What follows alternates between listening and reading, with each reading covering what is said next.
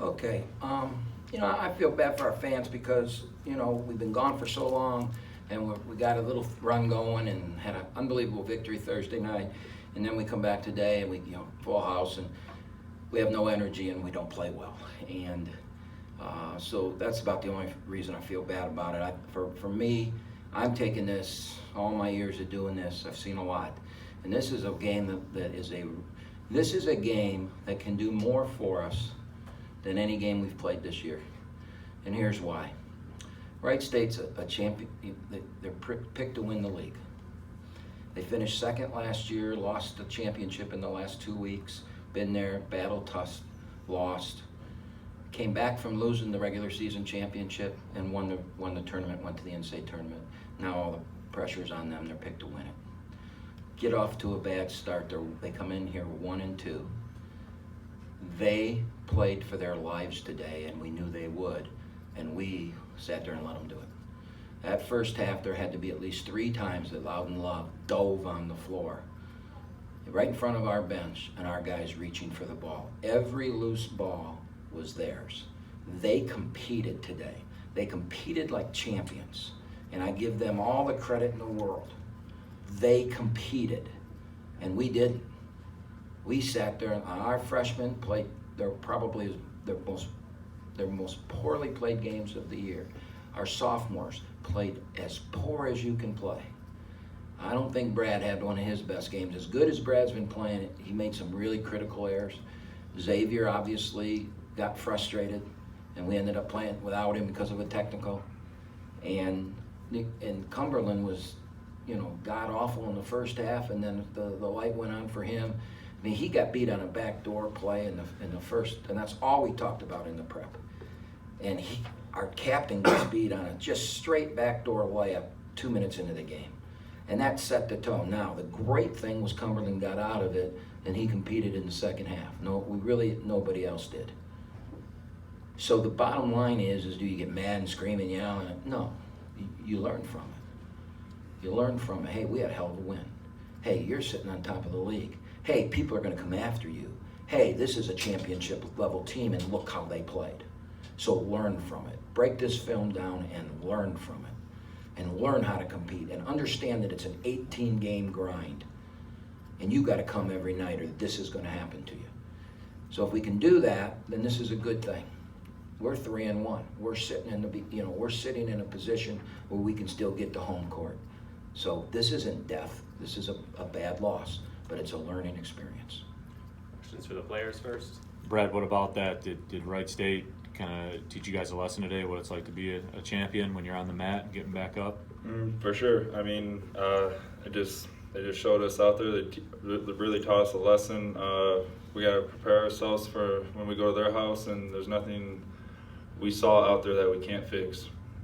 When you look at, when you see Loudon Love, and we're over there being an announcer, the media's looking at Loudon Love out there, and he's 270, 275. What's it like trying to push that kind of humanity around? I mean, nothing. I played against Nick Ward, and it's just like playing against him. Just get on his high side. If he catches it, I'm going to have backside help, or he doesn't have much lift, so he has to go through me or above me, and it showed out there. Kamari, for you today, a tough ball game for you. Coaches talked about it Thursday night after the ball game, where he said, Kamari Newman has no memory, has a short memory. How do you put this one behind you and bounce back for Thursday? How do you do that? Just come ready for practice Tuesday. We got a couple of days off, so I'm just looking forward to the next practice. The team gonna come in focused and ready to practice and learn from this loss and get ready for the next one. Kind of the same question I gave to Brad. Did you guys learn a championship lesson today from a championship team? Yeah, definitely learned a lesson today. All right, thanks, guys. Thanks.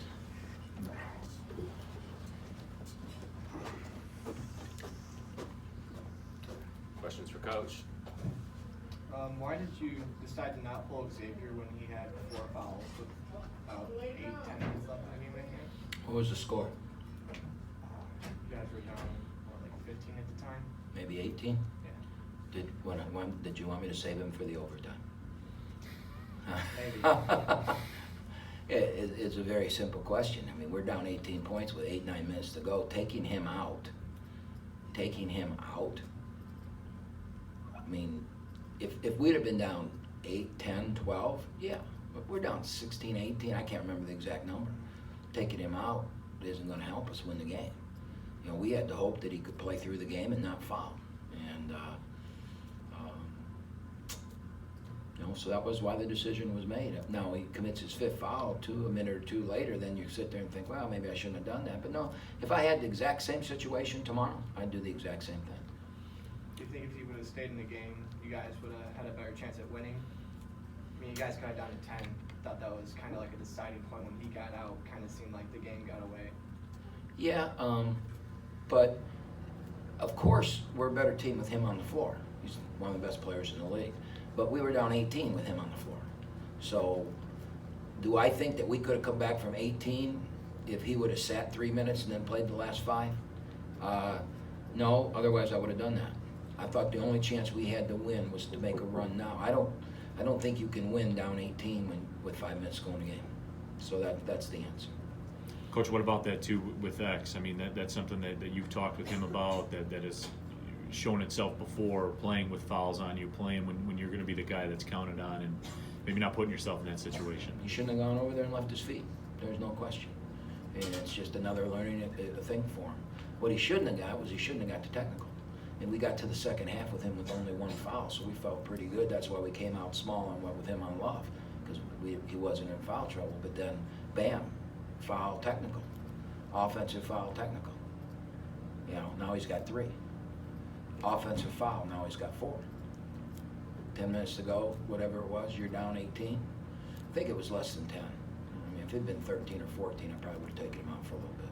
I don't remember exactly. I do know that my assistant said he's got 4, and I go, do you want me to save him for the overtime? He said no. I go, well, let's play him. So, Coach, what about that? I mean, you touched on it a little bit in the opening statement, but Wright State, I mean, they were playing for their life today, and then that showed from the second they came on the floor. Yeah, and they, having been there before, if we could have hung in there, we got it to 30 to 27, got ourselves back in the game, and they started missing shots. And we came out of the timeout and running a set play, and Brad broke off the set play and tried to throw it into X, and they stole it. They got a run-out basket, 32-27. We came down, turned it over again to another basket. We shot 50% from the floor at home. Now, we didn't shoot the 3 well, but we shot 50% from the floor. We turned it over 18 times against a non-pressure defense. That tells you you're not ready to play. That tells you you're making really bad decisions. And that's what we got to learn from. How do you turn the ball over 18 times in that game? How do you come out of a timeout, got the game down to 3 with the ball after the start we had, and turn it over like that and not execute? Those are learning things for guys that haven't played before. They're guys that haven't been in this situation. You know, no one expected us to win Thursday night. We got down, we battled, we competed, and we won the game. Now all of a sudden there's a spotlight on us. All right? Now you got guys that have never been there before in that situation, and we played like it.